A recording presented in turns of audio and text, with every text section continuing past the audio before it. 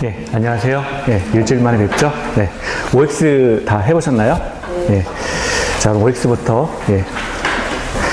이제, 벚꽃이 벌써 져요.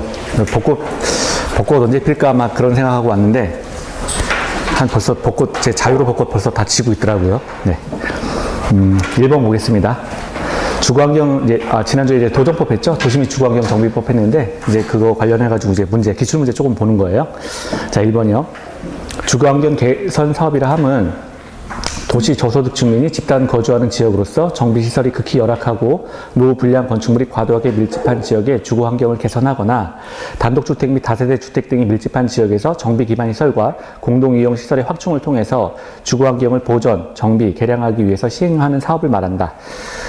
정의죠, 정의. 그래서, 네, 정의가 가끔 나오기도 합니다. 그래서 맞는 내용이죠. 일단 주거환경 개선 사업에 대한 정의가 나와 있어요. 그래서 맞고요. 자, 2번.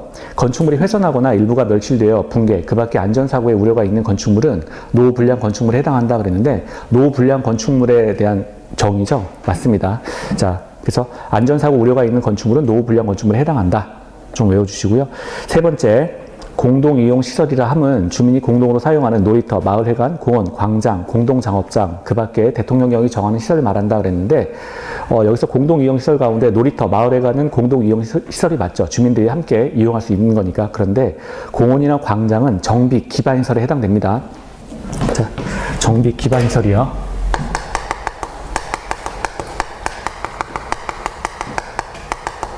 정비, 기반시설 하면 공원하고요. 그리고 광장, 그리고 상하수도 같은 처리시설 있죠. 상하수도, 공용주차장, 이런 정도. 상하수도, 그리고 공용주차장. 자, 잘못 썼죠. 공용이에요, 공용. 자, 공용주차장. 공원, 광장, 그리고 공용주차장, 상하수도. 그리고 하나 더 있으면 공동구도 있죠. 우리 정비 기반시설 가운데 공동구 배웠으니까. 그래서 이건 이제 정비 기반시설에 들어갑니다. 정비 기반시설에 들어가니까 거기 3번에서는 공원하고 광장은 아닌 거죠. 자, 공동이용시설은 이제 놀이터, 마을회관은 맞는데 공원이나 광장은 정비 기반시설에 들어간다. 자, 그리고 4번이요. 주택 재건축 사업에 있어서 토지 등 소유자는 정비구역 안에 소재한 토지 또는 건축물의 소유자와 지상권자를 말한다 그랬는데 우리 재개발은 강북이다라고 했으면 재건축은 강남이다라고 했었는데 그 재건축이 어려운 이유가 일단 그 토지 등 소유자의 범위가 굉장히 작다 그랬죠. 그래서 그 조합원이 되려면 토지 등 소유자가 돼야 되는데 그 재건축 사업에 있어서 토지 등 소유자는 건축물 및 그 부속 토지 소유자로 한정하는 거죠. 건축물 및 그 부속 토지 소유자. 자, 이자로 한정을 합니다. 지금 주택 재건축 사업에 있어서요. 주택 재건축 사업에 있어서 토지 등 소유자의 범위는 건축물 및 그 부속 토지 소유자로 한정하는 거죠. 그러니까 여기가 밑이니까 일정한 대지도 가지고 있고 이 대지 위에 있는 건축물도 이렇게 가지고 있어야 그러니까 건축물도 갑소유고 이 땅도 갑소유야 이제 재건축 사업에 있어서 토지 등 소유자에 해당된다라고 하는 거죠. 토지 등 소유자에 해당돼야 이제 조합원이 될 수 있으니까 재건축을 이제 시행할 수 있다는 거고요. 그래서 이제 강남에서 재건축하기가 그래서 어려운 거죠. 그럼 5번째요. 시장 또는 군수가 정비구역을 지정 또는 지정하고자 하는 경우에는 대통령령이 정하는 바에 따라서 지방도시계획위원회 심의를 거쳐서 지정 또는 변경 지정하여야 한다라고 그랬는데 자, 일단 맞는 내용이죠. 지금 정비구역을 지정 또는 변경하는 주체는 시장 또는 군수가 해당이 되고요. 그리고 지방도시계획위원회 심의를 거쳐야 한다. 자, 그래서 이거 우리 교재에 나와 있는 내용인데 자, 이런 문제도 나온다. 이렇게 보시고요. 맞는 내용이고요. 6번. 도시 및 주거환경 정비 법령상 주택 재건축 사업에서의 안전진단에 관한 설명으로 옳은 것은 자, 안전진단이라는 이제 그 독자적인 문제가 이제 출제가 된 거예요. 그러면 1번이요. 주택 재건축 사업을 위한 안전진단은 자, 그 건축물이 이제 안전한지 불량한지 그거 검사하는 거죠. 주택단지 안에 공동주택만을 대상으로 한다 그랬는데 공동주택만을 틀린 부분이죠. 주택단지 안에 건축물을 대상으로 합니다. 주택단지 안에 건축물. 자, 그래서 안전진단의 대상은 주택단지 안에 건축물이다. 자, 주택단지 안에 건축물이다.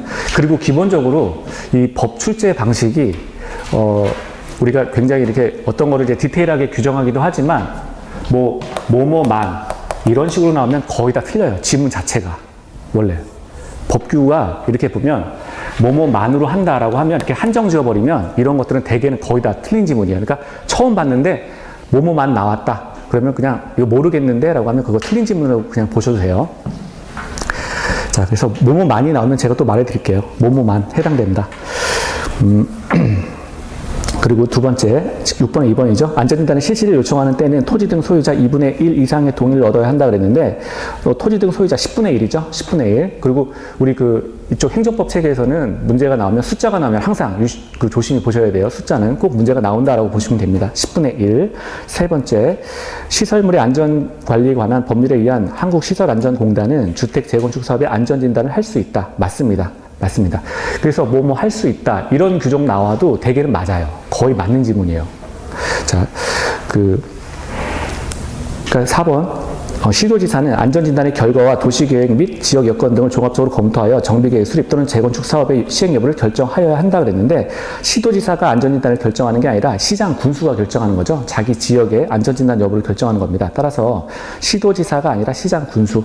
다섯 번째, 주택의 구조 안전상 사용금지가 필요하다고 여기도 시도지사가 인정하는 건축물은 안전진단에서 제외된다 그랬는데 시장 군수가 인정하는 거죠. 그래서 안전진단의 결정 주체가 시장 군수다. 자, 7번이요. 자, 7번 보시면 도시 및 주거환경 정비 법령상 정비구역 안에서 시장 군수의 허가를 받아야 하는 행위로 옳은 것은 그랬습니다. 지금 문제가 허가예요. 허가를 받는 사항. 자, 1번 보시면 정비구역 안에 존치하기로 결정된 제지 안에서 벌써 우리 끝났죠? 이 지문 되게 익숙하잖아요. 정비구역 안에서 그냥 내버려두기로 한 땅이죠. 그 땅 위에다가 물건을 쌓아놓는 행위. 허가 대상이 아니라고 했었죠. 그냥 허가 대상 아닙니다. 두 번째, 농산물의 생산에 직접 이용되는 비닐하우스의 설치. 자, 이것도 허가 대상은 아니고요. 세 번째, 경작을 위한 토지의 형질 변경. 일반적으로 건공, 토토토사, 그리고 중목에 벌채 및 식재 해가지고 우리가 7가지였죠. 7가지는 이제 허가 사항이다. 이렇게 공부를 했는데, 토지의 형질 변경은 허가 사항이죠. 그런데 경작을 위한 토지의 형질 변경은 허가 사항이 아닙니다. 그렇죠? 경작을 위한 토지의 형질 변경은 허가 사항이 아니에요. 그리고 네 번째, 정비구역에 개발에 지장을 주지 아니하고 자연경관을 손상하지 아니하는 범위 안에서 토석의 채취. 토석의 채취만 나오면 허가 사항인데 그 안에 이제 수식어가 붙었죠. 개발에 지장을 주지도 않고 자연경관을 손상하지도 않는 범위 안에서의 이런 수식어가 붙으면 이때는 허가 사항이 아니다라고 했고요. 경작지에서의 관상용, 중목의 임식재 이렇게 나왔는데 요거는 그때 매번 나온다 그랬죠. 관상용 중목의 임시식재라고 하면 이거는 허가사항이 아니에요. 그렇죠? 근데 경작지에서 관상용 중목의 임시식재다라고 하면 이건 허가사항입니다. 그러니까 경작지가 붙으면 허가사항이 되는 거예요. 그냥 관상용 중목의 임시식재는 허가사항이 아니죠. 그런데 경작지에서의 관상용 중목의 임시식재는 허가사항이다. 자, 8번이요. 도시 및 주거환경 정비 법령상 주택 재개발 사업 조합에 관한 설명으로 틀린 것은, 자, 이제 조합이에요. 사업 시행자죠. 자, 1번. 토지의 소유권이 수인의 공유에 해당하는 때에는 그 수인을 대표하는 1인을 조합원으로 본다. 맞죠? 키워드가 공유죠, 공유. 공유는 참 잘생겼어요. 예전엔 별로 잘생겼다는, 아무도, 공유 모르세요? 예, 제가 괜한 얘기를 해가지고. 자, 그래서 키워드는 이제 공유인데요. 공유가 되면 1인을 조합원으로 본다라고 우리 지난 시간에 공부했었습니다. 아침이라 너무 공부 열심히 하시는데. 자, 2번이요. 조합의 감사는 당의 조합의 대의원이 될 수 있다예요? 아니죠. 감사는 대의원이 될 수 없습니다. 대의원이 될 수 없어요. 외우셔야죠. 될 수 없다. 자, 3번. 조합 임원은 같은 목적의 정비 사업을 하는 다른 조합의 임원 또는 직원을 겸할 수 없다. 맞죠? 맞아요. 지금 주체가 임원이죠. 임원은 다른 조합의 임원 또는 다른 조합의 직원 될 수 없다. 그랬죠. A라는 조합의 임원이 B라는 조합의 임원이 되거나 B라는 조합의 직원이 될 수 없다. 우리 지난 시간 했었으니까. 자, 네 번째. 당연 퇴임된 조합 임원은 퇴임 전에 관한 행위에 대해서는 효력을 잃지 않는다. 맞는 얘기죠. 효력이 있다는 거예요. 퇴임 전에 자기가 한 행위에 대해서 효력이 있다는 거죠. 그리고 다섯 번째.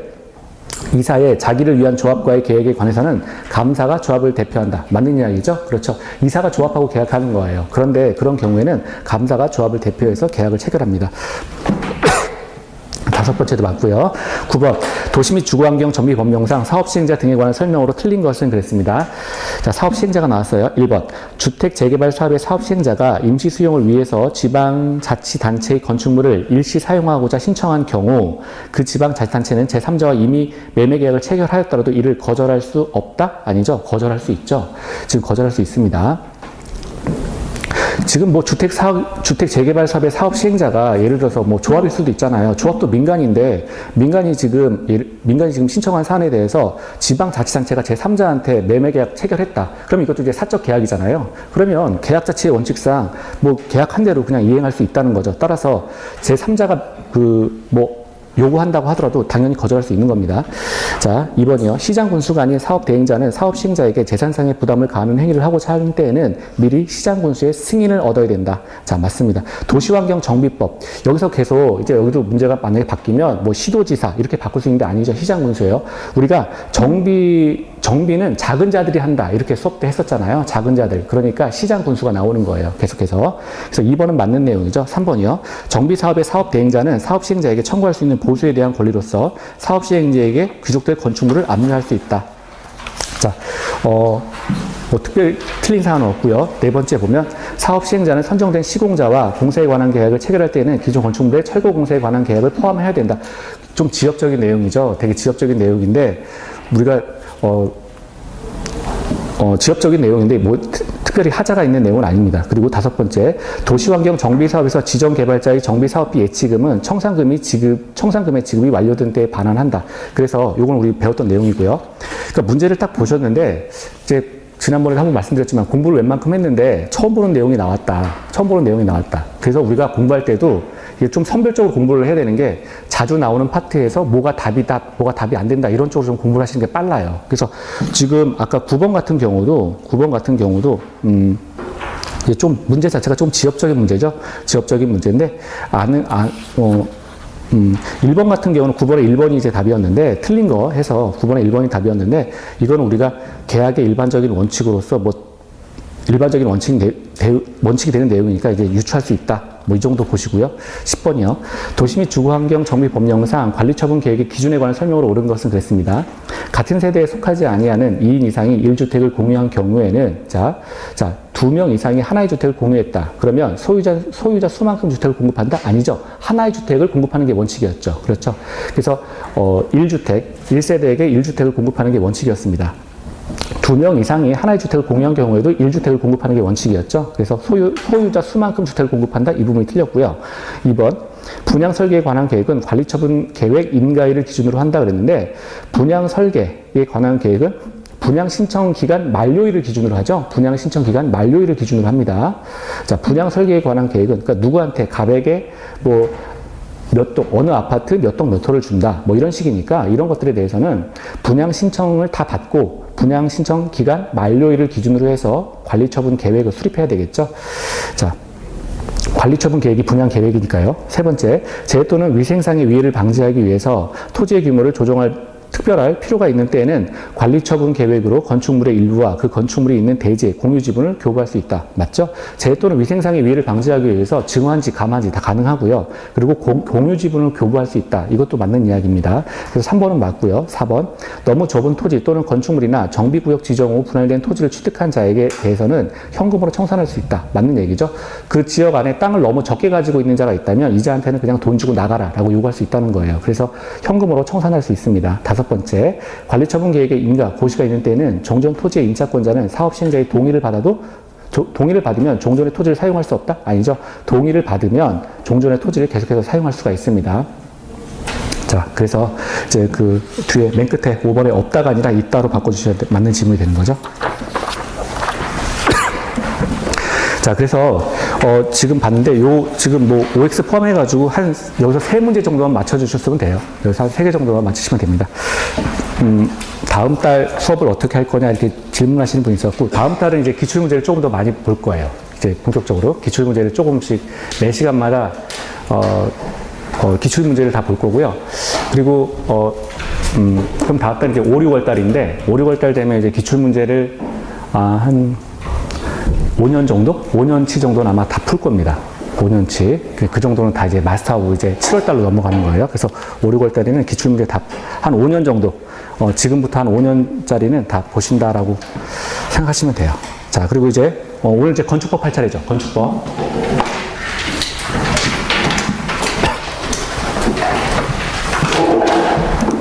건축법인데요. 분량이 많은데, 건축법 분량이 많은데, 이 서브노트 그냥 보셔도 됩니다. 서브노트 그 31페이지 보세요.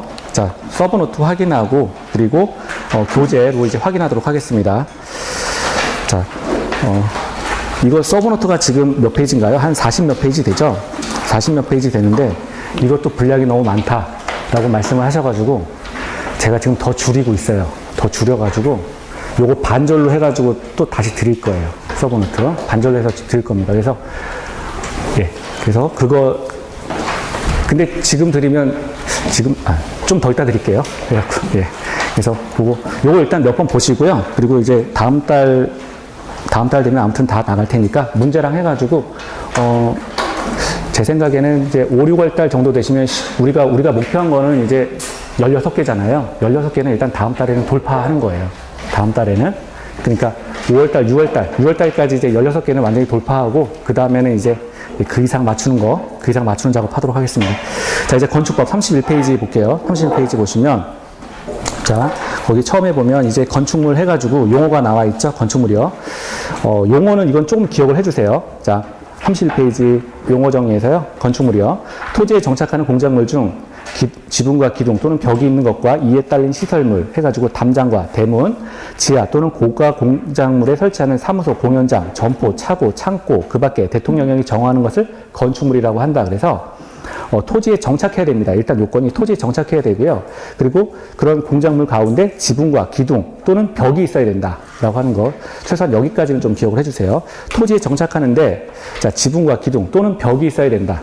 벽이 있어야 된다. 여기까지 좀 기억을 하시고요. 자, 밑에 보시면 이제 지하층 있죠. 지하층 보면, 건축물의 바닥이 지표면 아래에 있는 층으로서 바닥에서 지표까지의 평균 높이가 해당 층 높이의 2분의 1 이상인 것, 이렇게 나와 있는데요. 자, 이런 얘기예요. 무슨 얘기냐면, 이렇게, 여기가 이제 그라운드예요. 땅 이렇게 있으면 이렇게 건축물이 있잖아요. 건축물이 있는데, 요거를 이제 층고를 H라고 놓고 보면, 밑에도 이렇게 지하층으로 파서 이렇게 내려갈 텐데, 요거를 이제 만약에 H다라고 놓고 보면, 요 지하층의 높이가 원래 한 층의 층고의 절반 이상이어야 된다라고 하는 얘기예요. 그래서 만약에 우리 하나의 층고를 4m라고 보통 보잖아요. 그러면 4m면 이 지하층 같은 경우, 지하층이 되려면 2m 이상이어야 된다라고 하는 이야기죠. 4m면 그 지하층 같은 경우는 2m 이상이어야 된다라고 하는 얘기입니다. 그래서 H가 2분의 1, 라지 H보다 크거나 같다. 자, 이 정도를 이제 지하층이라고 한다. 뭐 그런 얘기고요. 자, 그 다음에 이제 시험에 나오는 건 이제 주요 구조부가 있습니다. 주요 구조부. 여태까지 우리가 봤던 이제 그 부동산 공법 안에 그 뭐 국계법부터 시작해가지고 여러 가지 법들은 절차가 있었잖아요. 근데 건축법이나 주택법 같은 경우에는 절차가 그렇게 없어요. 절차가 없어서 이쪽은 이제 그냥 단순 암기입니다. 그냥 단순 암기. 이건 이거고 저건 저거고 이런 식으로 그냥 공부를 하셔도 돼요. 자, 이제 주요 구조부 보면 도대체 뭐가 주요 구조부냐? 건축물에서 이제 주요한 구조를 차지하는 게 이제 주요 구조부가 되는데요. 자, 첫 번째는 이제 내력벽이 있습니다. 내력벽. 자, 두 번째는 기둥이 있고요. 세 번째는 바닥이 있습니다. 그리고 보가 있고요. 그리고 지붕틀도 있고요. 그리고 주계단이 있습니다. 그래서 자, 이렇게 하나, 둘, 셋, 6가지죠. 내력벽, 기둥, 바닥, 보, 지붕틀, 주계단에서 6가지 이제 주요 구조부다라고 하는데요. 내력벽은 뭐냐라고 하면 힘 받는 벽을 말하는 거예요. 힘을 받는 벽. 그 건축물 같은 경우는 대개는 이제 기둥이 원래 이제 기둥이 힘을 받게 돼 있잖아요. 기둥이 힘을 받는데 벽 자체가 힘을 견디는 것도 있습니다. 그런 경우를 이제 내력벽이라고 해요. 그래가지고 이 만약에 내력벽을 수선하다가 내력벽을 잘못 건드리게 되면 건물이 주저앉는 경우도 있죠. 자, 내력벽. 내력벽 기둥. 자, 그림으로 그려보면요. 그냥 그림으로 이렇게 인식하셔도 됩니다. 지붕틀이 있어요. 이렇게 이게 지붕틀이에요. 지붕틀이 있고요. 이렇게 이제 기둥이 있습니다. 여기 기둥에 해당되고요. 기둥이 있어요. 여기도 마찬가지로 이렇게 기둥이 있습니다. 기둥이 있고요. 이렇게 가로부재가, 기둥과 기둥 사이를 묶는 가로부재가 지나가죠. 이거를 보라 그래요. 이걸 보라고 합니다. 그리고 만약에 여기에 뭐 다락이 있거나 뭐가 위층이 하나가 더 있다면 이렇게 위에 이제 바닥판이 들어가죠. 이걸 이제 바닥판이 돼요. 바닥이 됩니다. 자, 그러면 이제 다 나온 거예요. 그리고 힘 받는 벽이 아까 있다 그랬죠. 이 건축물 그 건물 안에 이렇게 힘 받는 벽이 있는데 이 건물을 이제 내력벽이라고 그래요. 내력벽이라고 그러고요. 우리가 1층에서 2층으로 올라간다라고 하면 이렇게 계단이 있을 거예요. 그래서 이 계단을 우리가 주계단이라고 하죠. 주출입구하고 연결되는, 동선이 연결되는 그 계단을 주계단이라고 합니다. 그래서 이걸 이제 주계단이라고 그래요. 요게 이제 건축물을 차지하는 주요 구조부다라고 하는 거죠. 그래서, 두 문자 따서 외우세요. 자, 내기, 바보, 지주 해가지고 그냥 주요 구조부는 6가지다. 요 정도만 이제 보시면 좋게요. 자, 그리고 밑에 보면 4번에 이제 고층 건축물이 있죠. 고층 건축물이 있는데 30층 이상 또는 120m 이상이다. 근데 고층은 이제 30층 이상입니다. 근데 이거 120m 외울 필요가 없는 게 한 층을 4m라고 보는 거죠. 4m. 그러니까 3 곱하기 4 하니까 120m가 되는 거예요. 자, 그리고 초고층이 있죠. 50층짜리 이상 또는 200m 이상의 그 건축물을 초고층 건축물이라고 한다. 그래서 이것도 마찬가지로 5 곱하기 4입니다. 그래서 200m 이상이 된다. 그러니까 고층은 30층 이상, 초고층은 50층 이상 이렇게 정리하시면 되고요. 그리고 저기 아까 프린트 또 하나 받으신 거 있죠. 계산 문제를 이거 건축법 한 다음에 할게요. 네. 왜냐면 우리가 한번 이거 봐야 되니까. 자, 부속 건축물이요. 주된 건축물과 분리된 부속 용도의 건축물로서 주된 건축물의 이용 또는 관리에 필요한 건축물을 말한다. 뭐 이거 사실 부속 건축물 모르는 분이 어디 있겠어요. 그냥 한번 읽어보는 거예요. 책에 나와 있으니까. 자, 그리고 이제 다중 이용 건축물이 있죠. 자, 요거는 외우세요. 바닥 면적 합계가, 그러니까 바닥 면적 합계니까 연면적을 말하는 거죠. 연면적 5,000제곱미터 이상. 또는입니다. and가 아니에요. 그러니까 만약에 이게 시험 문제가 나오면 이쪽에서는 또는을 뭐 그리고 이렇게 바꾸고, 그러니까 또는은 5,000m 이상. 이게 또는인데 5,000m 이상 그리고 16층 이상의 건축물을 말한다. 이러면 틀린 거예요. 그렇죠? 그래서 5,000제곱미터 이상이 되거나 또는 16층 이상의 건축물을 다중이용 건축물. 다중이용 건축물이라고 하는 거는 다중이 이용하는 건축물이에요. 누가 이용하는지 알 수가 없어요. 근데 사람은 굉장히 많이 모인다는 거죠. 그래서 뭐 큰 공연시설이라든가 무슨 뭐 이런 것들 이런 것들이 이제 다중 이용 건축물이 됩니다. 그리고 준다중 이용 건축물이 있는데 요거는 바닥 면적의 합계가 1,000제곱미터 이상인 문화 및 집회시설, 종합병원, 관광 숙박시설, 위락, 종교 판매시설인데 그냥 다중은 지금 5,000이다. 그리고 준다중은 1,000이다. 요 정도만 외우시면 됩니다. 됐고요. 이제 오른쪽에 가시면 건축법의 적용 대상이 있어요. 건축법의 적용 대상. 자, 건축법의 적용 대상은 크게 건축과 대수선 이렇게 나눌 수가 있죠. 자, 건축을 한번 볼게요. 그러면 도대체 뭘 가지고 건축이라고 하느냐? 자, 건축이라고 할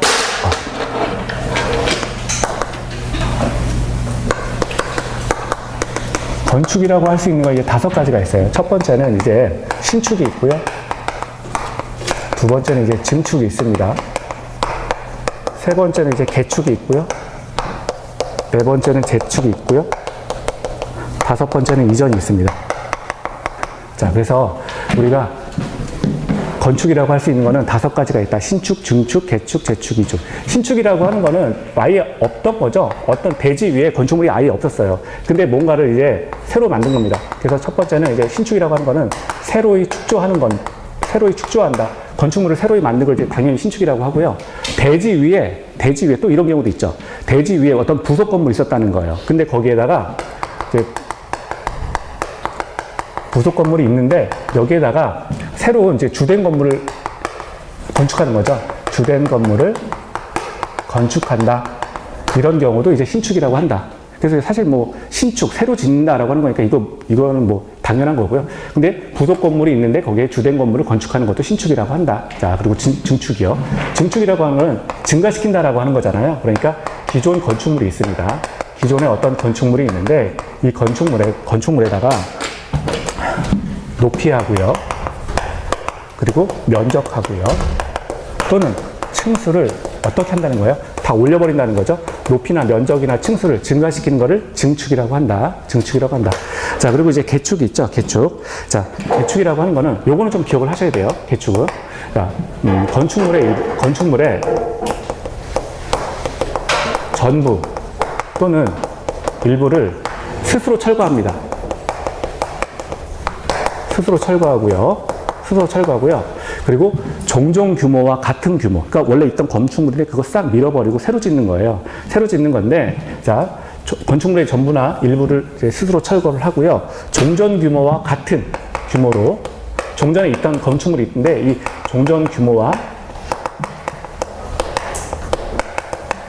같은 크기의 건축물을 건축하는 것을 우리가 개축이라고 합니다. 근데 요거는 이제 시험에 안 나오고, 개축은 자, 요걸 기억하세요. 우리가 개축이 되려면 내력벽, 기둥, 보, 그리고 지붕틀 중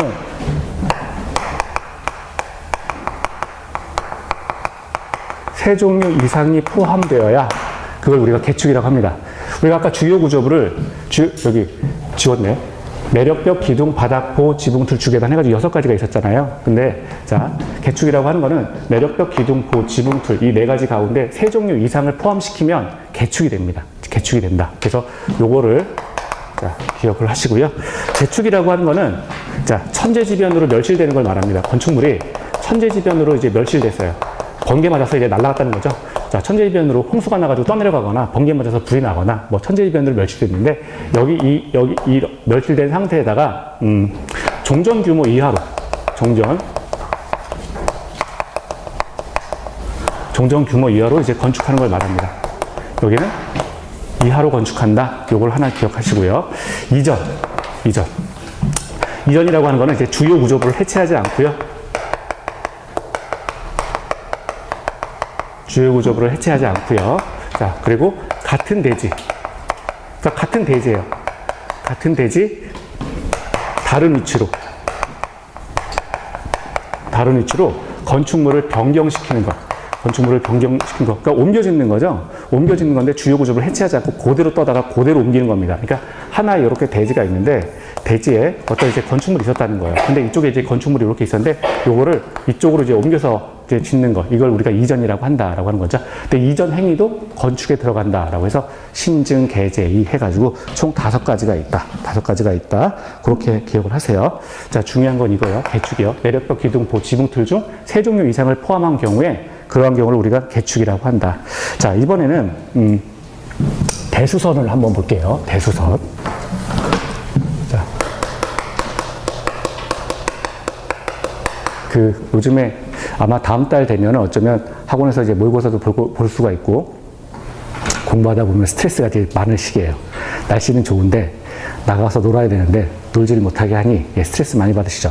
근데 우리가 하는 게 이게 어려운 시험은 어려운 시험이에요. 처음에 이거 운전면허인 줄 알고 들어왔다가 이제 딱 보니까 이게 장난이 아니거든요. 그리고 공법은 맨날 봐도 모르겠어요. 그래서 이제 스트레스 많이 받으시는데, 이제 5월달, 6월달, 7월달, 8월달, 이렇게 있는데, 5월달하고 6월달 같은 경우는 이제, 제가 한 5년도 정도의 기출문제를 다 풀 거예요. 5년도.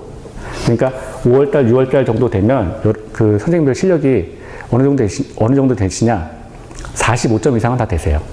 5, 6월달 되면. 네. 근데 모의고사를 봤는데 전 30점인데 어떡하죠? 이러면, 네.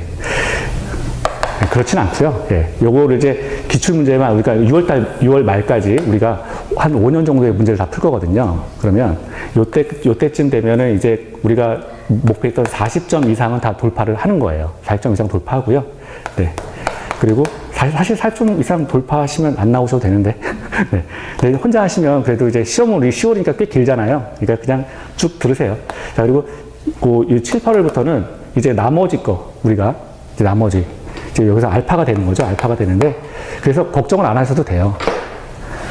아니, 이제 걱정하지 말라고 드리는 말씀이에요. 저도 쓸데없는 얘기인데. 자, 대수선이요. 기출문제 장사가 없어요. 그러니까 모든 시험 문제는 사실 기출문제를 기반으로 합니다. 그래서 뭐 이렇게 어느 학원에서 이렇게 모의고사가 나왔는데, 사실 모의고사하고 이제 실제 시험하고도 연관은 크게 없어요. 연관은 없어요. 그 모의고사 성적에 좌지우지되고 그런 거 절대 아닙니다. 그게, 그러니까 정말 시험은 그냥 내가 공부를 꾸준히 하고 있나? 한 번씩 이렇게 충격받기 위해서 그냥 시험 치는 거지, 그거 이상의 가치는 없어요. 그래서 기출문제만 사실 달달달 외우고 가셔도 우리가 절반 이상 맞는 거에 대해서 전혀 지장이 없어요. 그러니까 사실은 기출문제, 내용 몰라도 기출문제만 외우면 거의 다 맞출 수 있어요. 거의 다. 어떤 과목이든지. 예. 예, 대수선이요. 대수선을 보면, 자, 일단 내력벽이 있고요. 기둥이 있고요. 자, 보가 있고, 지붕틀. 이렇게 해가지고 좀 보셔야 되는데, 대수선하고 우리가 지금 수선을 구별할 거예요. 그러면 대수선은 뭐냐? 내력벽을 지금 해체 또는 증설. 해체는 없애는 거고 증설은 만들어 놓는 거죠. 자, 이런 경우에 대수선에 해당된다라고 하는 것이고요. 기둥도 마찬가지로 해체하거나 없애거나 또는 증설하게 되면 이런 경우도 대수선에 해당된다. 보도 마찬가지로 해체하거나, 그러니까 기억하셔야 돼요. 자, 증설하는 거. 보가 이렇게 보면 건축물에 이렇게 가로로 지나가는 게 보예요. 여기 양옆에 여기는 원래 지금 숨었는데, 만약에, 그러니까 건축물이 보면 내 기둥에 이렇게 기둥이 이렇게 있잖아요. 기둥을 이렇게 가로지르는 가로부재를 보라고 합니다. 이게 보가 되는 거예요. 자, 그래서 마찬가지로 보를 해체하고 증설하는 것도 대수선이 된다. 자, 그리고 지붕틀을 마찬가지로 해체하고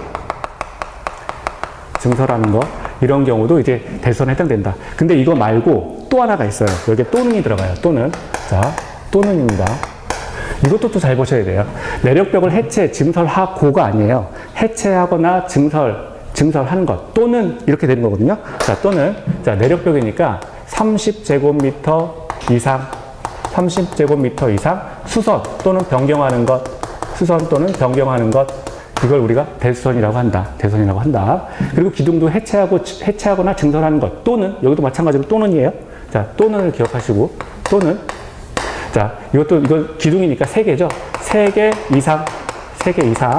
자, 수선하거나 변경하는 것. 이걸 우리가, 대수선이라고 한다. 보도 해체하거나 증설하는 것. 또는 3개 이상. 수선하거나 변경하는 것. 자, 그리고 지붕틀 같은 경우도 또는이고, 3개 이상 수선하거나 변경하는 것. 이걸 우리가 대수선이라고 합니다. 그러면 수선하고 변경은 뭐냐? 자, 그냥 수선. 우리가 지금 대수선을 했으니까. 그럼 그냥 수선은 뭐냐? 자, 해체 증설은 아니고요. 여기 내력벽을 30제곱미터 미만 수선하거나 변경하는 것. 이런 경우를 수선이라고 한다. 그리고 여기는 3개 미만이 되겠죠? 3개 미만으로 수선하는 것. 고치는 거죠. 3개 미만으로 고치는 것. 그리고 보 같은 경우도 3개 미만으로 고치는 것. 이걸 우리가 수선이라고 한다. 지붕틀 같은 경우도, 자, 3개 미만으로 고치는 것. 이걸 우리가 수선이라고 한다. 그래서 일단 대수선. 자, 30제곱미터 이상, 3개 이상. 이렇게 기억을 하셔야 돼요. 자, 그래서 우리가 지금 31페이지 하고 있는데요. 마저 볼까요? 31페이지 서브 보시면, 자, 신축은 거기 A요. 나대지, 그러니까 건축물 지을 수 있는 땅 위에 새로 만드는 거다. 증축은 뭐 기존 건축물의 증수 등을 증가한다 그랬는데, 여기 높이나 면적이나 층수를 증가한다. 이런 이야기고요. 자, 그리고 개축은 임의적으로 철거한다. 그러니까 기존 건축물의 전부나 일부를 철거하고요. 종전과 같은 규모로 지금 새로 건축물을 축조한다.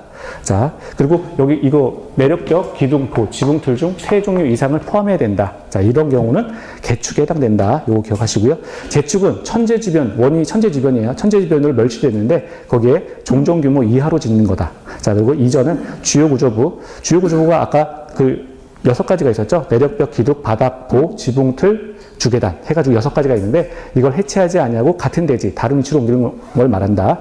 자, 이번에 밑에 보면 대수선이 있어요. 대수선. 자, 내력벽을 증설, 해체하거나 또는 30제곱미터 이상 수선하고 변경하는 것. 이걸 대수선이라고 한다. 자, B번에 기둥을 증설하고 해체하거나 또는 3개 이상 수선, 변경하는 것을 말한다.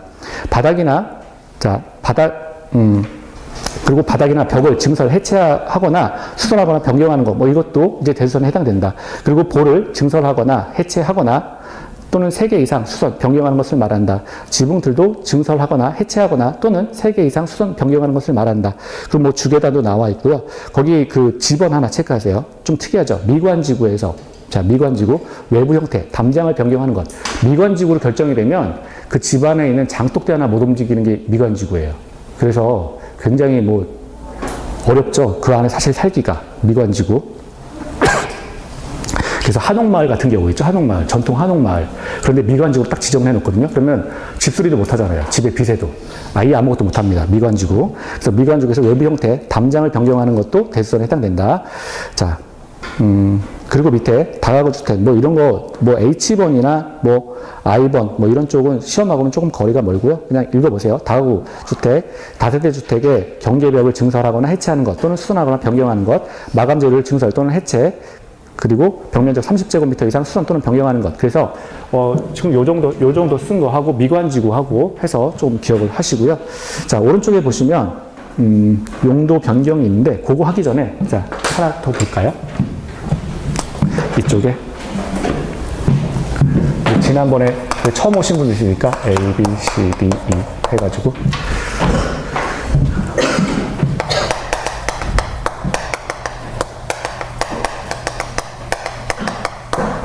기둥, 지붕 툴이 있는데요. 자, 요거 만약에 하나를 해체했다. 한번 생각해 보세요. 하나를 해체한 경우에 어디에 해당되는지 하나를 해체하고, 비에선 두 개를 수선했다. 보도 두 개를 수선했다. 그리고 지붕 툴도 두 개를 수선했다. 자, 그리고 다 해체합니다.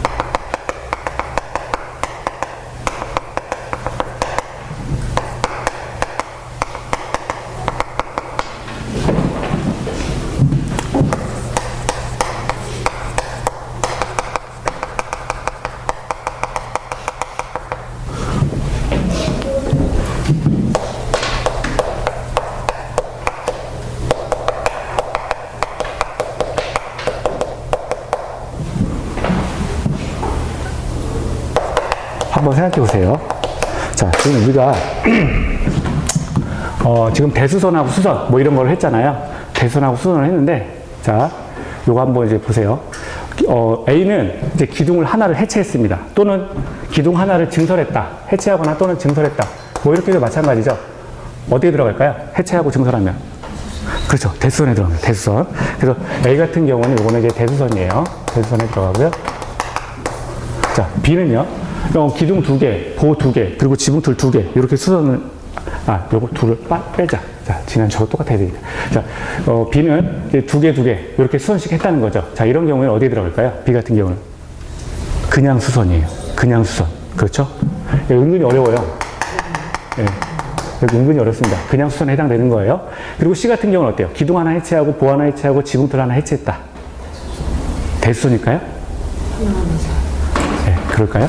해체인데 여기 개축 보면 내력적 기둥, 보, 지붕 툴 중에 세 종류 이상이 포함되면 개축에 해당된다 그랬죠. 그러니까 이거 개축이에요. C 같은 경우는 개축입니다. 이건 개축이에요. 이건 개축이에요. 세 종류니까. 네. 네. 그래서 세 종류 이상을 포함한다. 자, 그리고요. 그리고 저기 지금 보면 D 같은 경우는 300개, 200개 이렇게 수선했다는 거죠. 300개, 200개. 그럼 어디에 들어갈까요? 일단 수선 많이 했네요. 그렇죠? 그러니까 대수선이에요. 이거는 이제 대수선에 들어가죠. 대수선에 해당되고요. 여기는 어떻게 돼요? 300개, 200개 하나 이렇게 했죠. 이거는 어디에 들어갈까요? 대수선일까요? 종류가 일단 3개죠. 종류 먼저 보세요. 종류가 3개면 개축이에요. 개축입니다. 그래서 이거는 개축이에요. 이거는 개축에 해당된다. 그래서 요거 예를 좀 써놓으시고 기억을 하세요. 기억을 하시면 됩니다. 자, 그리고요.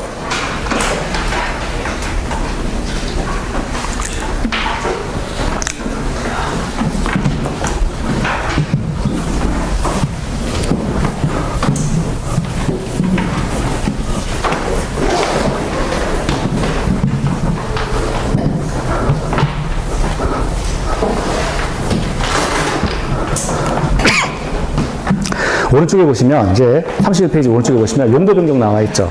이 교재가 아까 저 페이지 하나 불러드릴게요. 거기 아까 용어 정의는 우리 교재 320페이지에 있고요. 그 건축법 적용 대상, 우리 서브노트 31페이지에 중간에 있는 건축법 적용 대상은 교재 326페이지에 있습니다. 그리고 용도 변경이라고 나와 있는 거, 이거는 333페이지에 있어요. 그러니까 한번 책 읽어보실 때, 자, 이따가 혹시 책을 다 못하면 한번 찾아보시라고 지금 말씀드린 거고요. 자, 용도 변경이 있는데 이것도 그냥 가끔 나옵니다. 가끔 나오는데, 이거는 의외로 간단해서 자산 전문 영조 근주기 해가지고 일단 앞글자를 다 외우세요. 거기 용도 보면 자동차, 그 다음에 두 번째 보면 산업 등 시설군, 전기통신, 문화집회, 영업시설군, 교육복지, 근린생활, 주거업무, 기타 이렇게 있는데요. 자산 전문 영조 근주기 해가지고 이렇게 외우시고 아래에서 위로 올라가면 허가입니다. 아래에서 위로 올라가면 허가사항인 거예요. 근데 위에서 아래로 내려오면 신고사항입니다. 자, 아래에서 위로 올라가면 허가고요. 위에서 아래로 내려오면 신고사항이에요. 그럼 무슨 말이냐? 예를 들어서 자동차 관련 시설 있죠. 자동차 관련 시설을 밑에 산업 등 시설군으로 바꾸겠다 라고 한다면 위에서 아래로 내려오는 거니까 이런 경우는 신고사항이 된다는 거예요. 신고사항이 된다. 근데 반대로 밑에 6번에 교육복지 있죠. 그 교육복지 시설군을 위쪽에 있는 문화집회 시설로 바꾼다 라고 하면 아래에서 위로 올라가는 거죠. 아래에서 위로 올라가면 이런 경우는 허가를 받아야 된다는 거예요. 허가사항이다라는 겁니다. 그래서 자산 전문 영교 근주기, 자산 전문 영교 근주기에서 일단 다 외우시고요. 이게 꼭 그렇지, 대충 보면은 제일 위에가 자동차 시설군이 가장 무거운 거예요. 그러니까 제일 위에가 그냥 무겁다. 아래로 내려가서 조금 가벼워진다. 이런 느낌이죠. 그래서 요거는 개별적으로 외우실 수밖에 없어요. 이거는 뭐 어떻게, 이렇게 정해놨기 때문에 그러니까 위에서 아래로 내려오면 신고사항이다. 그리고 아래에서 위로 올라가면 허가를 받는다. 자, 요렇게 아래에서 위로 올라가면 허가사항이다. 위에서 아래로 내려오면 신고사항이다. 이렇게 자산 전문 영교 근주기 해서 이렇게 좀 기억을 해주세요. 밑에 뭐 설계나 건축사 설계나 사용 승인이나 이런 것들은 필요 없고요. 허가하고 신고 이쪽만 외우시면 됩니다. 무거운 게 제일 위에 있다. 자동차가 제일 무겁다. 이렇게 좀 기억을 하시는 게 좀 편하죠. 자, 그리고 밑에 아래쪽으로 내려갈수록 좀 가벼워집니다. 자, 이제 넘어갈게요. 32페이지 가시면 건축 허가 등 해서 나오는데 우리 교재는 340페이지에 있어요. 340페이지인데 자, 거기 사전 결정 신청. 자, 이거 무슨 얘기냐? 건축물을 건축하려는 자가 허가 신청 전에 허가권자에게 사전에 미리 한번 물어보는 거예요. 건축물을 건축하려고 하는 자가 허가를 신청하기 전에 허가권자에게 사전에 미리 한번 물어보는 겁니다. 이게 사전 결정 신청이에요. 내가 지금 이 건축물 짓고 싶은데 이거 허가해 줄 겁니까? 라고 해서 미리 한번 물어보는 거를 사전 결정을 신청한다라고 하는 거죠. 그래서 허가권자에게, 자, 일단 그렇게 물어볼 수 있겠죠? 허가권자에게 사전 결정을 신청할 수 있다. 그러니까 건축물을 건축하려는 자가 허가권자에게 미리 물어보는 거예요. 나 이거 지을 건데 허가해 줄 겁니까? 뭐 된다는 거죠. 자, 사전 결정 신청 된다. 그러면 자, 그 사전 결정을 신청할 때는 자, 그 밑에 저 기본을 보면 동시 신청이 가능하다 이렇게 나왔는데 건축심의위원회 그리고 또 그 건축심의위원회에 이제 사전 결정을 신청하면서 동시에 교통영향평가, 여기 건축심의위원회가 하는 일이 교통영향평가거든요. 이 교통영향평가를 함께 동시 신청할 수 있다. 자, 그래서 뭐 크게 이런 문제가 나오면, 이런 쪽 파트는 이제 지문 하나 정도로 출제가 되는데요. 일단 허가권자를 대상으로 해서 사전 결정 신청을 할 수 있다라고 하는 거 하나 기억하시고요. 그리고 건축심의위원회에서 하는 게 교통영향평가인데, 이 사전 결정을 신청하면서 건축심의위원회의 교통영향평가를 함께 동시에 신청할 수 있다. 이 정도만 이제 보시고요. 자, 밑에 사전 결정의 효과 볼게요. 자, 사전 결정의 효과. 자, 사전 결정을 받게 되면, 자, 개발 행위, 그리고 거기 산지라고 나오는 산지 전용이에요. 개발 행위와 산지 전용, 그리고 농지 전용, 하천 점용 허가가 의제가 됩니다. 자, 그 산지 전용이고요. 산지 전용이고요. 그리고 농지도 전용입니다. 농지 전용인데, 하천은 점용이에요.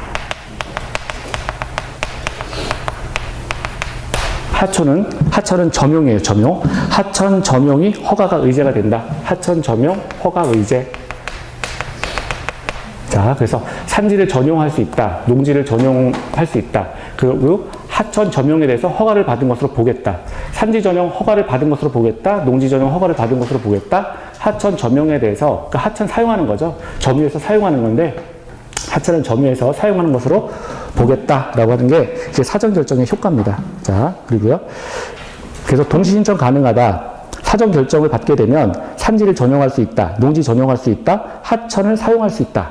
이거죠. 근데 그게 의제가 된다라고 하는 것이고요. 그리고 사전 결정을 받은 날로부터 2년 내에 건축 허가를 신청하지 않으면, 근데 사전 결정이기 때문에 건축 허가를 신청해야 되는데 건축 허가를 신청하지 않으면 이때 사전 결정은 효력을 상실한다. 효력을 상실한다. 그래서 그 연도가 2년입니다. 2년 하나 체크하시고요. 자, 하지만 거기 C번에 보면 도로 조명 허가가 건축 허가 자체를 의지하지 않는다. 그러니까 사전 결정에 이제 도로 조명 허가를 받은 거예요. 이 도로를 제가 사용하겠습니다라고 해서 도로 조명 허가를 받았는데 도로 조명 허가를 받았다고 해서 바로 건축 허가를 받은 것으로 보는 건 아니다라고 하는 겁니다. 그러니까 만약에 건축 허가에 대해서 그럼 의제를 건축 허가는 따로 받으라 이런 얘기가 되겠죠. 자, 그리고 밑에 2번에 허가권자예요. 자, 거기 보면 건축물을 건축하거나 이제 대수선하려는 자, 우리가 지금 여기 건축 허가는 이제 종류가 아까 우리가 건축을 받고 대수선을 받잖아요. 그러니까 허가권자는 건축물의 건축 그리고 대수선 요걸 대상으로 하는 겁니다.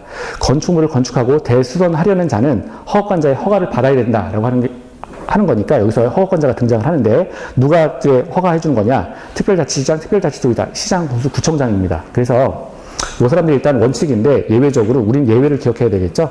그래서 거기 특별시장, 자, 특별시장, 광역시장에 이제 허가를 받아야 되는 경우가 있는데 21층 이상 또는 연면적 합계가 바닥면적 합계가 10만 제곱미터 이상, 요거는 이제 체크하세요.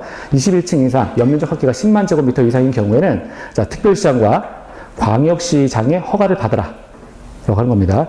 근데 이게 해당 특별시나 광역시의 건축물을 건축할 때의 이야기지, 그러니까 자기 지역에 어떤 만약에 서울특별시 또는 부산광역시 이런 식으로 해서 특별시나 광역시에 건축하는데 그 대상 건축물이 21층 이상이거나 또는 연면적 합계가 10만 제곱미터 이상으로 굉장히 크다는 거죠. 이런 경우에는 특별시장과 광역시장의 허가를 받으라. 그 외 사안에는 특별자치시장, 특별자치도지사, 시장, 군수, 구청장의 허가를 받으라라고 하는 것이고요.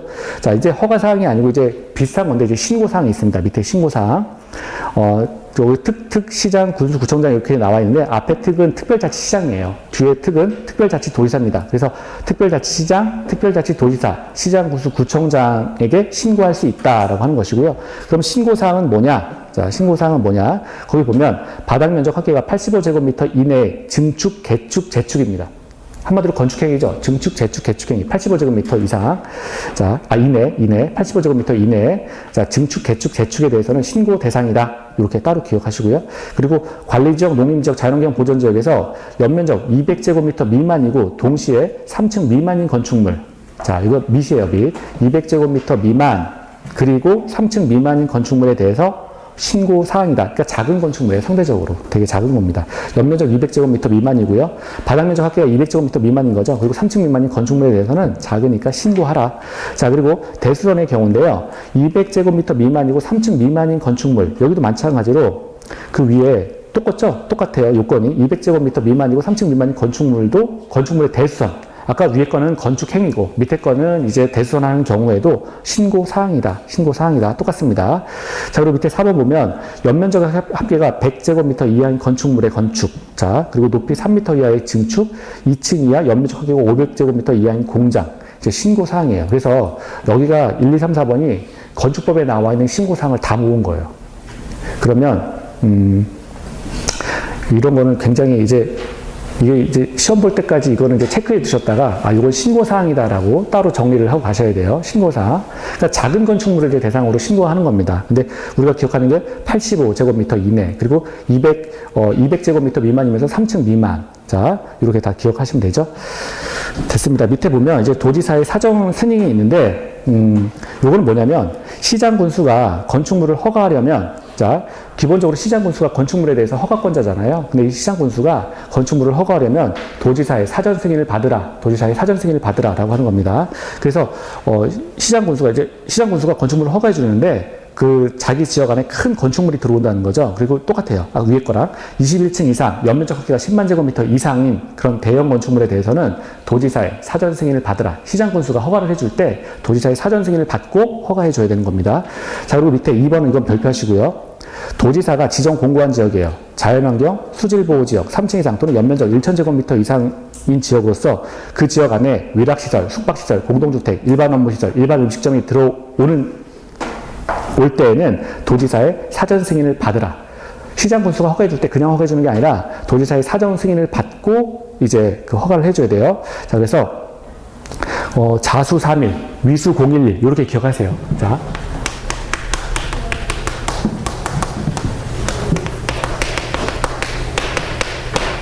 자수 3일, 위수 011 해가지고 그 앞에 이제 그 자연환경, 수질보호지역, 자, 자연환경 그리고 수질보호지역으로 3층 이상 또는 연면적 합계가 1,000제곱미터 이상. 자, 자수 3일, 위수 011 해서 여기에는 도지사의 사전 승인 대상 지역이다. 요거는 자, 따로 그냥 기억을 하세요. 자연환경 수질보호지역으로 3층 이상 또는 연면적 합계가 1,000제곱미터 이상인데 여기에 위락시설, 숙박시설, 공동주택, 일반 업무시설. 자, 위락에 윗동그라미 하시고요. 그 다음에 그 숙박시설 위숙이죠. 자, 위숙. 자, 자수 3일, 위숙 011. 자, 자수 3일, 위숙 011 해서 요거는 이제 따로 기억을 해주세요. 거기 옆에 위숙 011 이렇게 써놨죠. 자, 또, 도지사의 사전 승인을 받는 지역이다. 됐습니다. 요런 거 받고 이제 넘어가시고요. 오른쪽에 가시면 이제 건축물의 거부가 있어요. 요거는 교재 345페이지에 나와 있습니다. 345페이지에 나와 있는데, 자, 거기 보면 위락시설이나 숙박시설이에요. 그러니까 한마디로 말해서 뭐, 유흥할 수 있는 그런 그런 시설물들이죠. 이런 시설물에 대해서는 두 번째 줄이요. 허가권자는 그 줄 끝에 건축 허가를 하지 아니할 수 있다. 그러니까 위락시설이나 숙박시설에 대해서, 이게 놀자판이 될 수 있으니까 허가권자가 건축 허가를 하지 아니할 수 있다. 아까 시장이나 군수가 허가하지 아니할 수 있다. 이런 얘기고요. 6번에 보시면 건축 허가 및 건축 허가 제한 또는 착공의 제한 이렇게 나와 있습니다. 이건 교재 345페이지에 또 나와 있는데요. 자, 국토교통부 장관이 이제 제한할 수가 있습니다. 국토교통부 장관이 이제 건축 허가를 제한시킬 수 있다. 기본적으로 허가권자는 이제 시장 군수잖아요. 시장 군수가 이제 허가를 할 수 있는데, 거기 그 국토관리사, 거기, 주무부 장관이에요. 그 장관이, 그러니까 각 그 부서를 담당하는 주무부 장관의 요청이 있는 경우에, 자, 허가를 받은 건축물의 착공을 국토교통부 장관이 제한할 수 있다. 근데 우리가 필요한 거는 시장 군수의 허가 사항에 대해서 국토교통부 장관이 이제 브레이크 걸 수 있다, 제한할 수 있다, 이렇게 하시면 됩니다. 근데 이제 국토관리사 장관의 각 주무부 장관의 요청이 있을 때 국토교통부 장관이 허가를 제한할 수 있다라고 하는 것이고요. 두 번째 보시면, 자, 좀 디테일한 내용이죠. 특별시장, 광역시장, 도지사가 또 제한할 수가 있습니다. 건축 허가 행위에 대해서 특별시장, 광역시장, 도지사가 허가 제한할 수 있는데요. 자, 이거는 뭐 지역계획 그리고 도시군계획상 필요에 의해서, 자, 필요할 때 시장, 군수, 구청장이 허가한 건축물에 대해서 특별시장, 광역시장, 도지사가 제한할 수 있다라고 하는 거예요. 그래서 위에 그 제일 큰 사람, 국토교통부 장관이 일단 그 시장, 군수의 허가 사안에 대해서 제한할 수가 있고요. 밑에도 특별시장, 광역시장, 도지사도 마찬가지로 제한할 수 있다. 이 정도 이제 기억하시면 되죠.